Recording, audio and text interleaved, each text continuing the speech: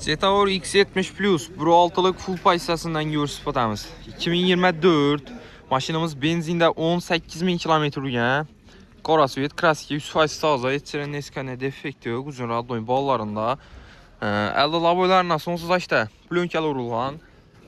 Evakor polikləri döşəliyən, pamitli sideniyə, elektronli, abduf, abagrev, panorama lyuk, 360 gradus kamera, sport, normal, eko rejimdə hərəkətlənib bərəd avtomobilimiz. Xolas 1.6'lıq full pay hissəsi.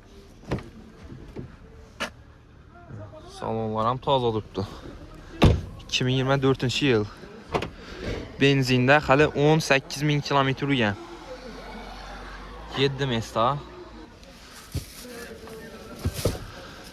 Baxası 300 milyon som. Üstündə yavsalılaşıb arasında.